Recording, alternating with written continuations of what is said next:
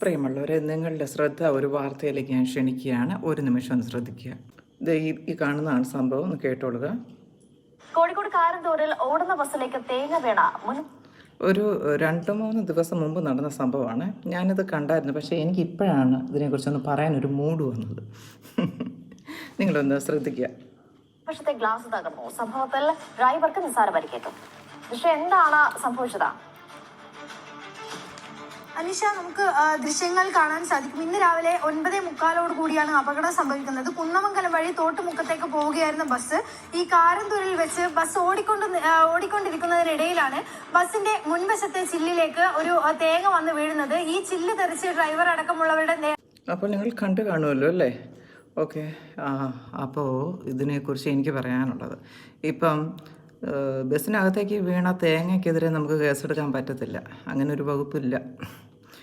അപ്പം അതുകൊണ്ട് തെങ്ങിൻ്റെ ഉടമയ്ക്കെതിരെ കേസെടുത്തു, അവർ പരാതി കൊടുത്തിട്ടുണ്ട്. അപ്പോൾ ഇതുപോലെ വഴിവക്കിൽ കാണുന്ന ഇതുപോലുള്ള മരങ്ങൾ, മനുഷ്യർക്ക് ദ്രോഹം ഉണ്ടാക്കുന്ന സംഭവങ്ങളൊക്കെ മുറിച്ച് മാറ്റാനുള്ള നിയമമൊക്കെ കൊണ്ടുവരണം. എങ്ങാണ്ടൊക്കെ ആരാണ്ടൊക്കെ എന്തൊക്കെ കൊണ്ടുവന്നിട്ടുണ്ട്, ഒന്നും നടപടിയൊന്നും ആയിട്ടില്ല.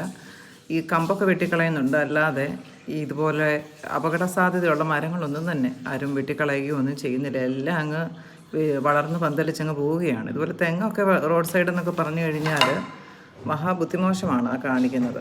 ഇനിയെങ്കിലുള്ള ആൾക്കാരെങ്കിലും അങ്ങനെയൊന്നും വെച്ച് പിടിപ്പിക്കാതിരിക്കുക. അഥവാ അങ്ങനെ തെങ്ങുണ്ടെങ്കിൽ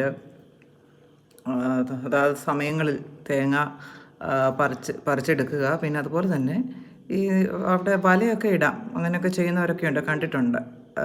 ഇപ്പം വിളയാറായ അതുപോലെ തേങ്ങയുടെ അടിയിലൊക്കെ വല കെട്ടുന്നവരുണ്ട്, നല്ല ഇരുമ്പിൻ്റെ വല കെട്ട് ഫിറ്റ് ചെയ്യുന്നതൊക്കെ കണ്ടിട്ടുണ്ട്. അങ്ങനെയുള്ള സംവിധാനങ്ങളൊക്കെ ചെയ്യാം. അപ്പോൾ എന്തു തന്നെ ആണെങ്കിലും ഇങ്ങനെ ഈ സംഭവത്തിൽ നമുക്ക് തേങ്ങയ്ക്കെതിരെ പരാതിപ്പെടാൻ പറ്റത്തില്ലല്ലോ. ലോകചരിത്രത്തിൽ അങ്ങനൊരു സംഭവം ഉണ്ടായിട്ടില്ലല്ലോ. അപ്പോൾ തേങ്ങയുടെ മുതലാളിക്കെതിരെ അവർ പരാതി കൊടുത്തിട്ടുണ്ട്. അത് വേണ്ടത് തന്നെയാണ്. പിന്നീട് പരാതി കൊടുത്തിട്ട് എന്തായി എന്നൊന്നും നമുക്കറിയില്ല. ഇത് നടപടിയായിട്ടുണ്ടാവും. കാര്യം ദിവസങ്ങൾക്ക് മുമ്പ് നടന്നൊരു കഥയാണ്. ഇതേപോലെ തന്നെ വഴി അരികിൽ കൂടെ നടന്നു പോകുന്ന ആളുകളെ ഉപദ്രവിക്കുന്ന മൃഗങ്ങൾ, ഇതുപോലെ ഒരു നായ വളർത്തുമൃഗമാണെങ്കിൽ വീട്ടുകാരുടെ ആണെങ്കിൽ വീട്ടുകാർക്കെതിരെ പരാതി കൊടുക്കാം അല്ലേ? അതുപോലെ തന്നെ ഇനി ആരുടെ അല്ലെങ്കിൽ തെരുവിൽ പ്രധാനപ്പെട്ട പോയിൻ്റാണ് വരുന്നത്, ശ്രദ്ധിക്കുക. ആരുടെയുമല്ല തെരുവിലെ നായയാണെങ്കിൽ സർക്കാരിനെതിരെയും പരാതി കൊടുക്കാം. ഞാൻ പറഞ്ഞത് ശരിയല്ലയോ?